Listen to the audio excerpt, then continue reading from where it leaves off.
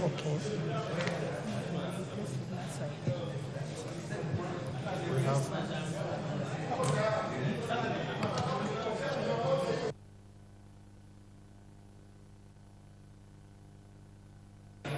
Honorable members, we have quorum to transact business. Clerk. Order number 1, administration of oath. Order number 2, communication from the chair. Order number 3, messages. Where is the message?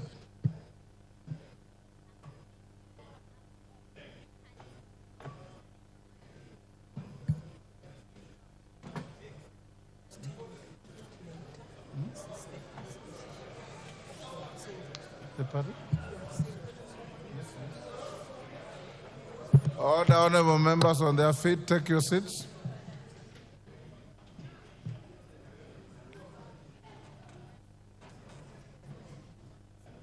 Wamaua, take the nearest seat, at least for now. Order. Honorable members, I have a message from the Senate on the passage of 3 Senate bills and 2 National Assembly bills. Honorable members, pursuant to the provisions of Standing Order 41-4, I wish to report to the House that I have received 5 messages from the Senate regarding passage of 3 Senate bills and 2 National Assembly bills.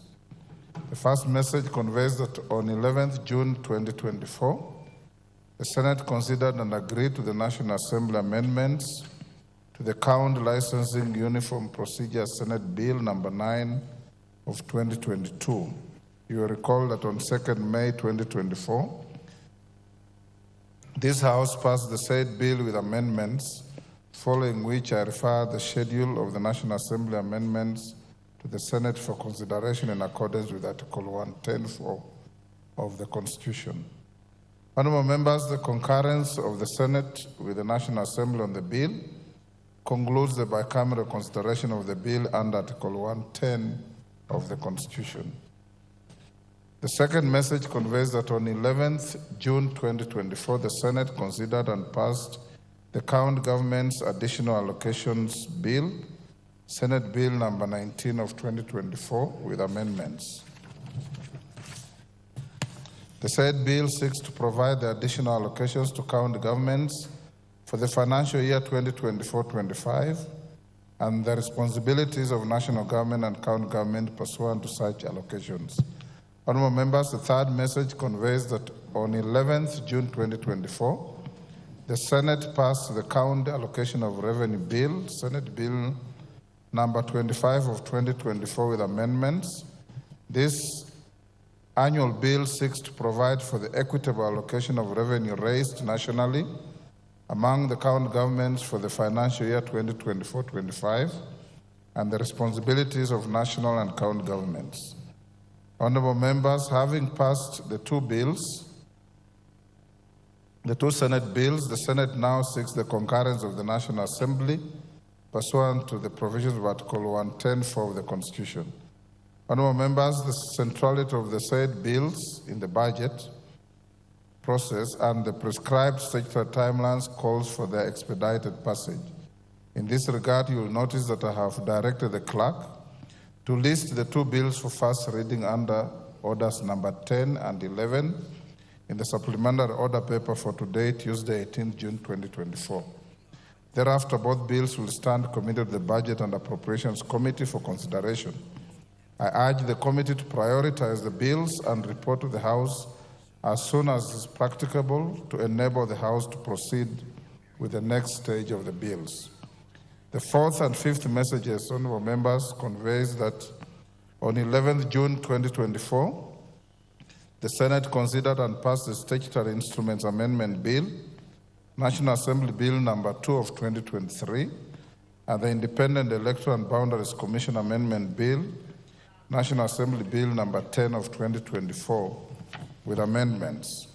The Senate has now referred the two bills back to the National Assembly for consideration pursuant to Article 112(1)(b) of the Constitution.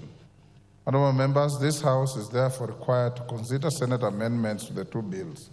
In this regard, I direct the clerk to circulate the schedule of the Senate amendments to the two bills to all members. Thereafter, the Senate amendments to the Statutory Instruments Amendments Bill 2023 will stand referred to the Committee on Delegated Legislation, while the Senate amendments to the Independent Electoral and Boundaries Commission Bill 2024 will stand referred to the Departmental Committee on Justice and Legal Affairs. The two committees are expected to expedite consideration of the Senate amendments to their respective bills and submit their reports to the House. Aware of the nature of the Independent Electoral and Boundaries Commission Amendments Bill, I direct that the Departmental Committee on Justice and Legal Affairs should table its report on Thursday this week, the 20th June, 2024, during the morning sitting. The House is accordingly guided. Thank you.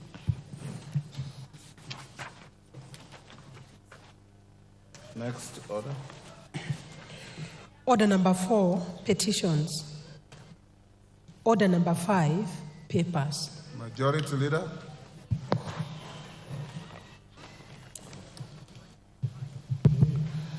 Thank you, Honorable Speaker. Honorable Speaker, I beg to lay the following papers on the table of the House today, Tuesday, June 18th, 2024. 1. Documentation submitted by the Cabinet Secretary for the National Treasury and Economic Planning during the Budget Highlights Day, Thursday, June 13th, 2024. A. Budget statement for the financial year 2024-2025. B. The 2024 Budget Policy Statement. C. Estimates of the revenue, grants, and loans for the financial year 2024-2025 budget. D. Financial statements for the financial year 2024-2025 budget. E. Medium-term debt management strategy 2024. Budget highlights the Mwananchi Guide for the financial year 2024-2025 budget. And G. Statistical annex to the budget statements for the financial year 2024-2025. 2.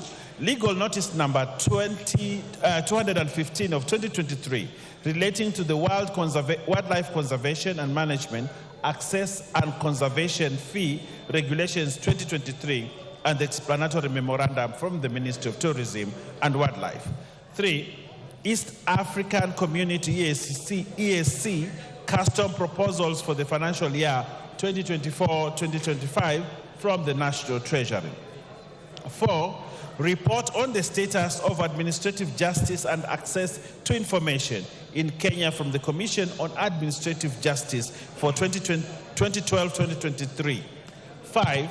Nominees to the Webuye West, Isiolo South, Nandi Hills, and Mumias East constituencies committees from the National Government Constituencies Development Fund Board. And finally, Honorable Speaker, the agreement on the establishment of the Global Green Growth Institute, GGGI, from the Prime Cabinet Secretary and Cabinet Secretary, Foreign and Diaspora Affairs. I thank you, Honorable Speaker, and I beg to lay.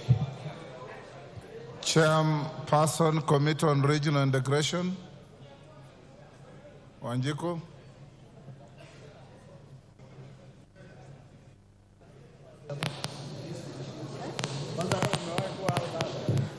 Honorable Speaker, I do not have the papers. Maybe I consult the Clerk, table desk in a few minutes.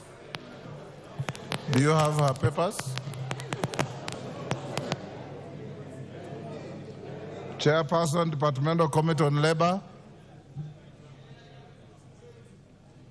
Karemba.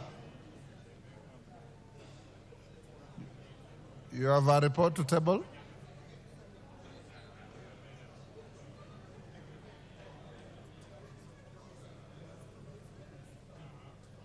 Clerk, you should be notifying members who have business way in advance.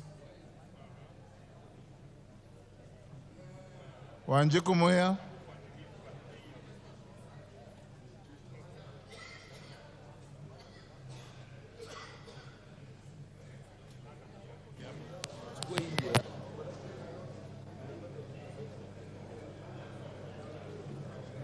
The next mic. There's a mic next to you. Thank you, Honorable Speaker. It's not working. Kasheri, give Wanjiku space.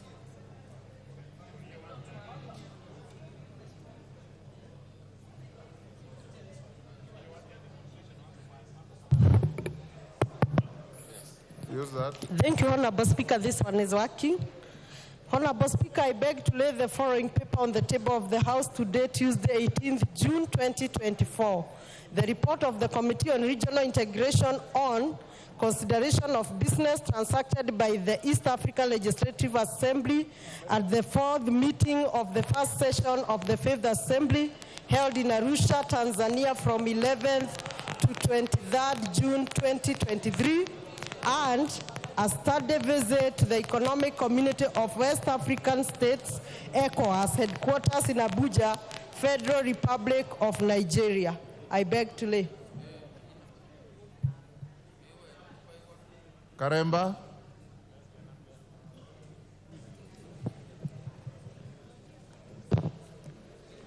Thank you, Honorable Speaker. Honorable Speaker, I beg to lay the following paper on the table of the House today, Tuesday, 18th June 2024. Report of the Departmental Committee on Labor on its consideration of the Employment Amendment Bill, National Assembly Bill number 62 of 2023. Thank you, Honorable Speaker. Next order.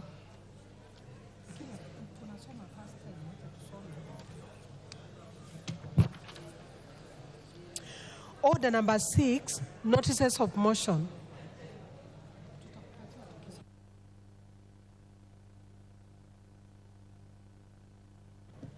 Committee on Regional Integration. Wanjiku Muya.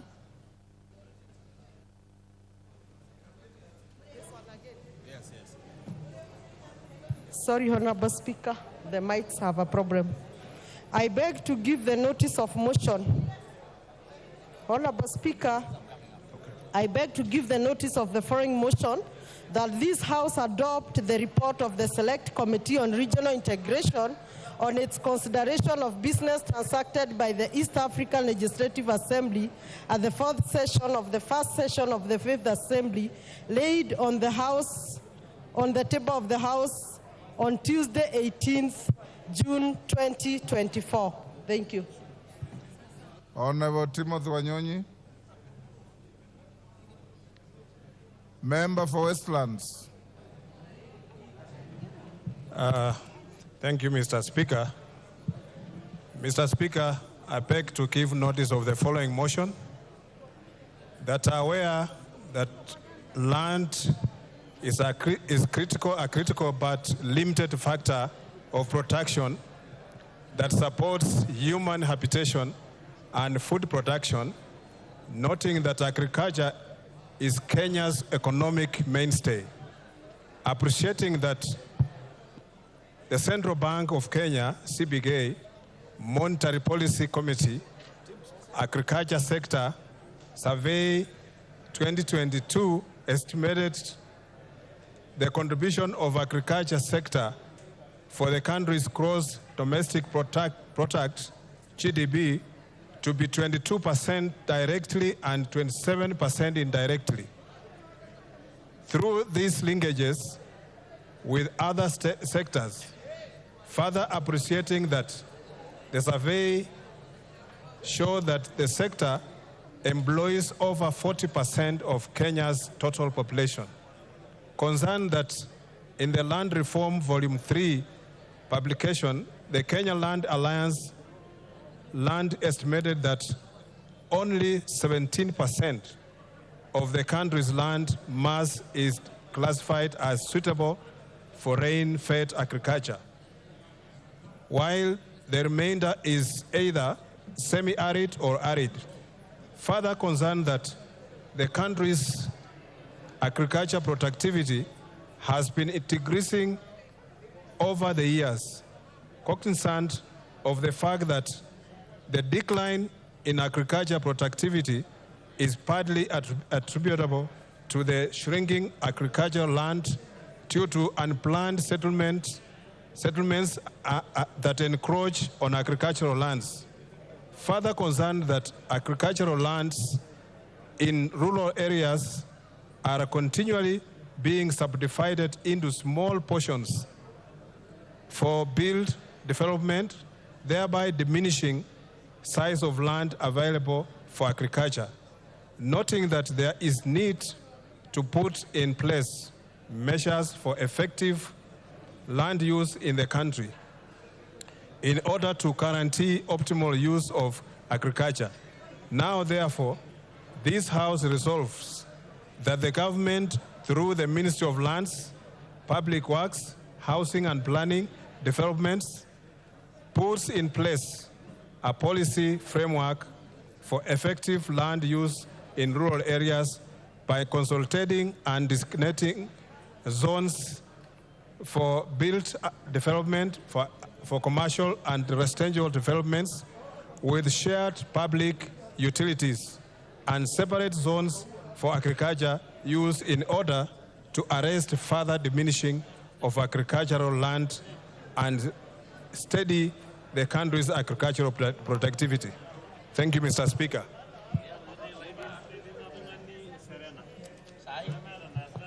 Thank you. Honorable Peter Nabulindo.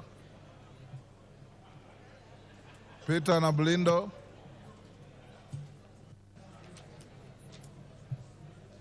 Thank you, Mr. Speaker. Mr. Speaker, I beg to give notice of the following motion, that aware that Article 43, Section 1 of the Constitution entitles every person to the right to the highest attainable standard of health, which includes the right to health care services.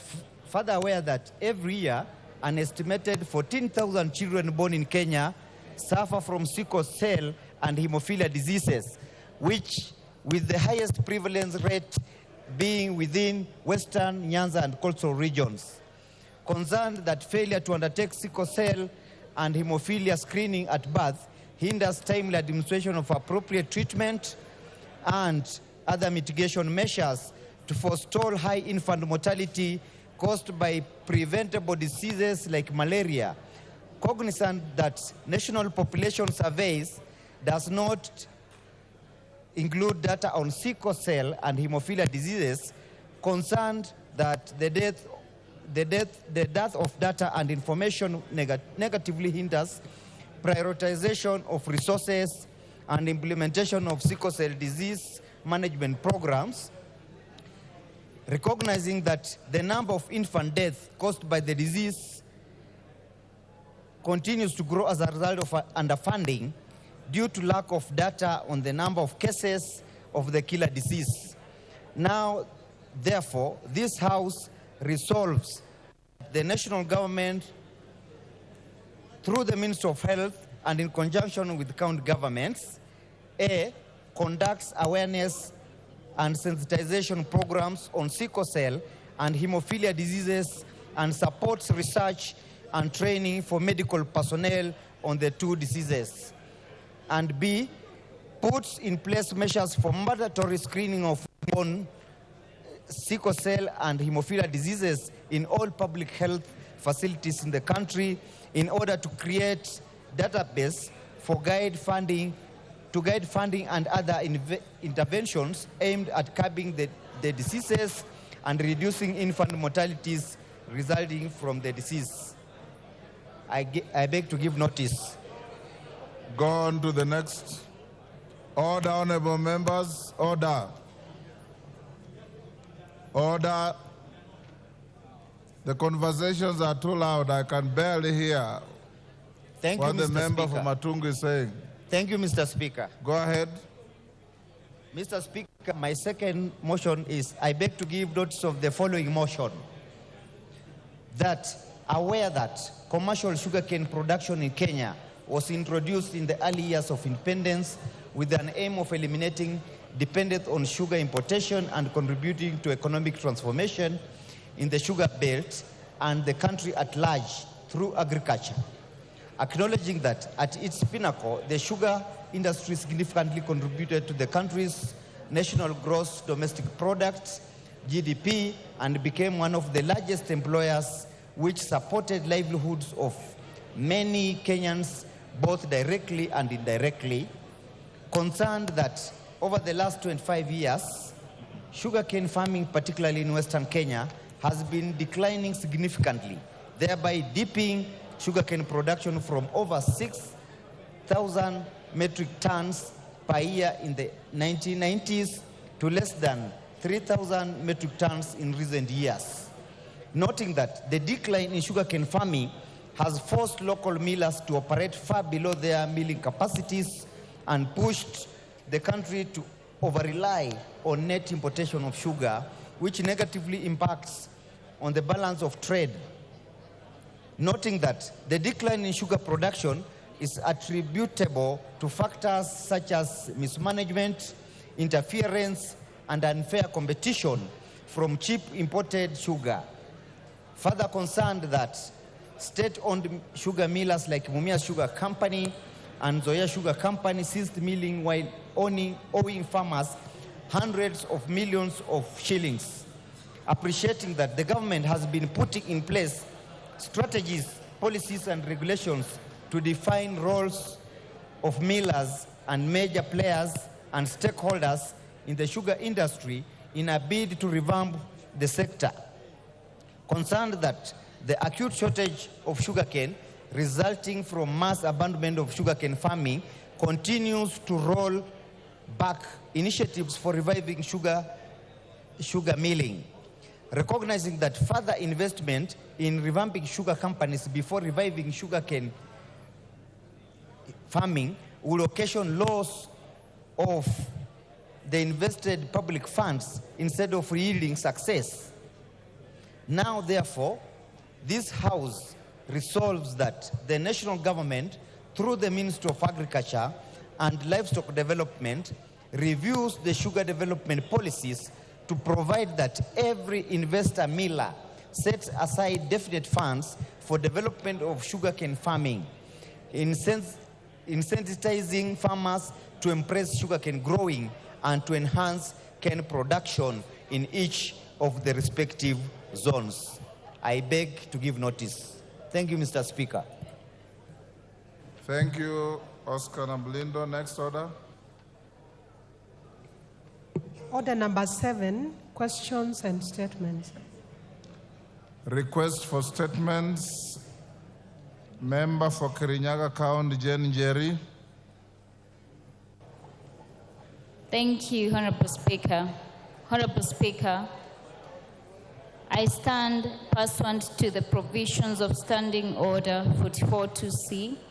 I rise to request for a statement from the chairperson of the Departmental Committee on Administration and Internal Security regarding the murder of Mr. Derek Gashoki, who had finished his secondary school education in 2023 and was set to join the university.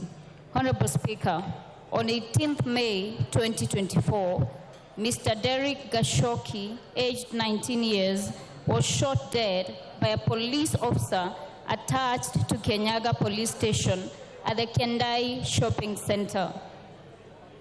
The unfortunate incident happened at 11 p.m. when police officers who were on patrol arrived at the market center where Mr. Derek Gashoki and his friends were playing pool. As a result, angry residents accompanying the deceased family stormed the Kenyaga police station and recorded a statement under OB number 23/29/5/24, demanding answers of the killing of their kin. Consequently, a police officer from Kenyaga police station was arrested following the killing. However, she was later released. Honorable Speaker, the family of the late Derek Gashoki has a right to know the details surrounding the incident and clarity on what led to such a loss of life. Most importantly, the security agencies must conduct a thorough investigation and provide clear and honest explanations to address any concerns and uphold trust in the justice system.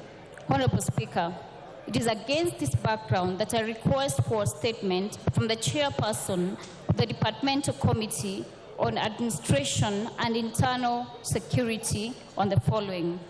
1, provide a report from the relevant agencies regarding the status of the investigations into the death of Mr. Derek Gashoki at Kiandai Shopping Center. 2, provide information on whether the police officer involved in the killing of Mr. Derek Gashoki has been apprehended and prosecuted, and explain measures the government has put in place to address extrajudicial killings and the use of excessive force by the police. I thank you, Honorable Speaker. Tongoyo, that is to you. When can you bring a response? 2 weeks? Yeah. So that. Next, Honorable Rael Kasiwai, member for West Pokot.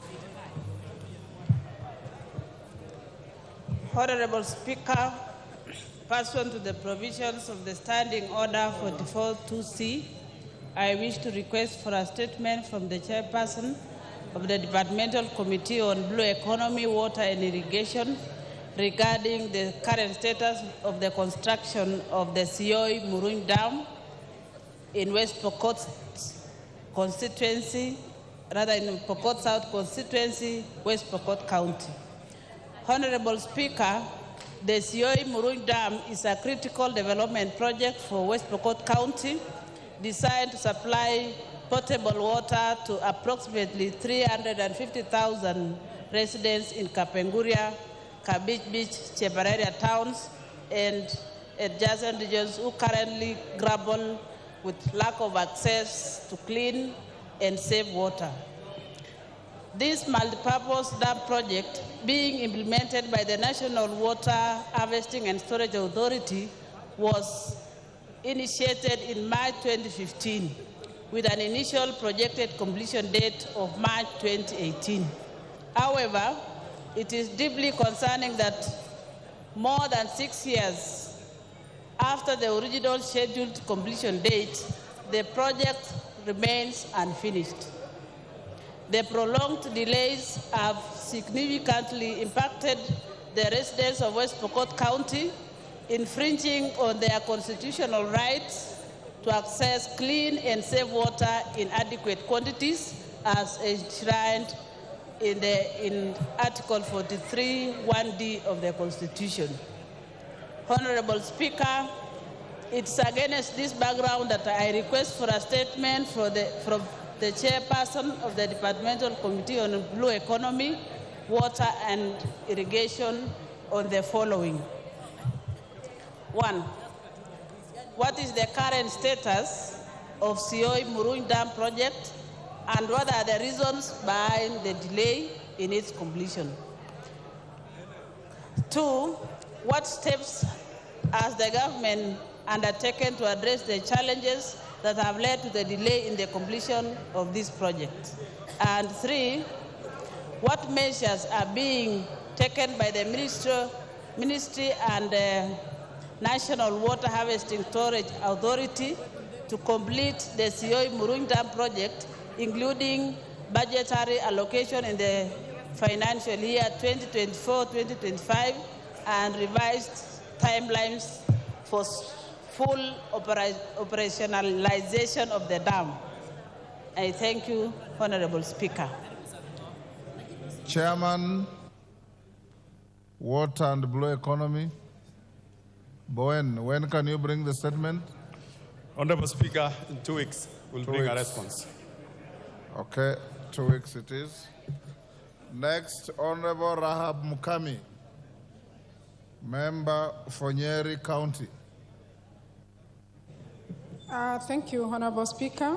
Honorable Speaker, pursuant to the provision of Standing Order 44-2C, I rise to request for a statement from the chairperson of the Department Committee on Health regarding support for persons with cerebral palsy in the country. Honorable Speaker, in the past, stigma and discrimination were major barriers for persons with cerebral palsy. Such challenges were due to lack of awareness and the attribution of cerebral palsy to witchcraft. Consequently, many children with cerebral palsy were hidden and excluded from the society. These actions resulted in minimal government support, budget allocation, society outreach, and product services for intervention.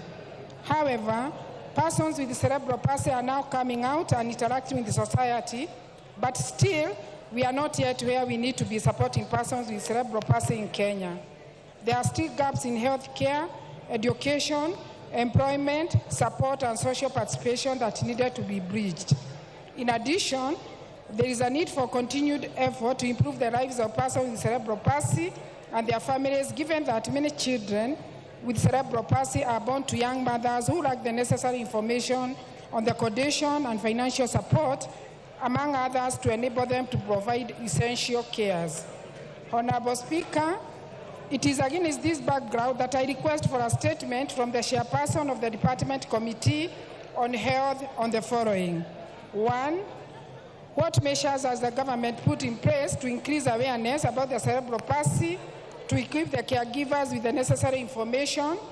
2, could the chairperson explain efforts made by the government to increase the availability and affordability of cerebral palsy interventions, quality assessments, therapy services, assistive devices, medication, and basic essential?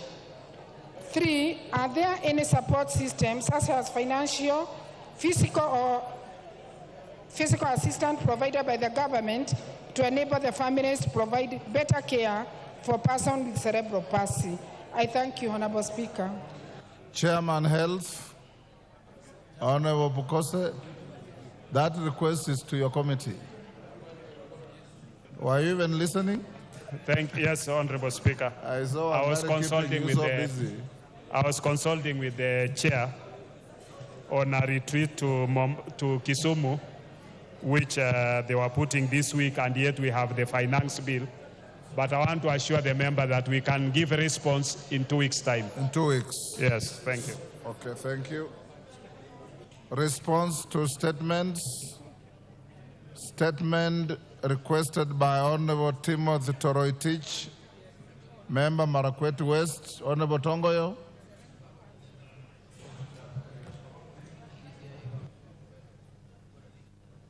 Mike, please.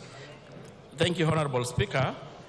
In response to the said statement, I want to state as follows. Honorable Speaker, the Honorable Member of Parliament for Marakwet West, Honorable Timothy Torotich, had sought a statement regarding the issue of National Police Reservists deployed in boundary-prone area. Honorable Speaker,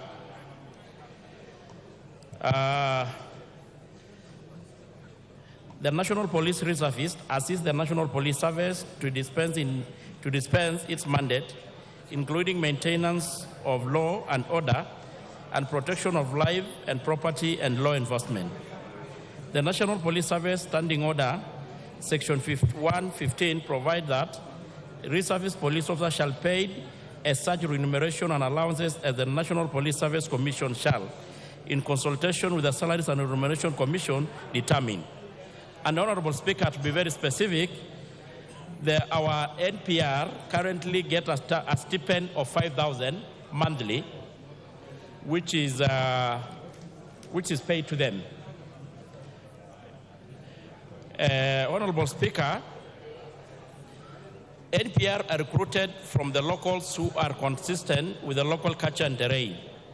The sub-county security, the process of doing it is as follows. The security sub-county committee, in collaboration with the local administration, identify potential candidates. After the committees identify such candidates, The minutes are sent to the County Security Committee for verification. Thereafter, sent to the KPS headquarters together with the fingerprints of their recruits, candidates. The fingerprints are forwarded to DCI for further vetting. Clearance is received before the training commenced. Honorable Speaker, Article 110(7) of the NPC Act, revised 2014, stipulates that the Inspector General of Police undertake the training of police reservist officers to ensure that they are consistent with the relevant provision of the Constitution and this Act. Article 1(1), subsection 3 of the same provide that the reserve officers shall be enlisted and trained by the IG. The NPS standing orders provide that NPRS may undergo training, which include general police duties, weapon training, shooting, conflict resolution and management, and the method of persuasion, care of specific victims. And the training is done at the county level. There exists a standard training syllabus, which is used for all the training countrywide. Honorable Speaker, the NPR undergoes a mandatory 6 weeks training in arms handling, law and safety, after which successful trainees usually pass out through a police parade. Thank you, Honorable Speaker. I submit. Timothy Toroitich, you've heard the response. Give him the mic. Thank you, Honorable Speaker. Honorable Speaker, whereas I appreciate the response by the Chair Security, Honorable Chair, we have been informed and that the allowance payable to NPR is Kenya shillings 5,000. Honorable Chair, Honorable Speaker, I would like to get exactly the frequency of payment. Are they paid on a monthly basis, on a quarterly basis, or on a yearly basis? Tongoyo.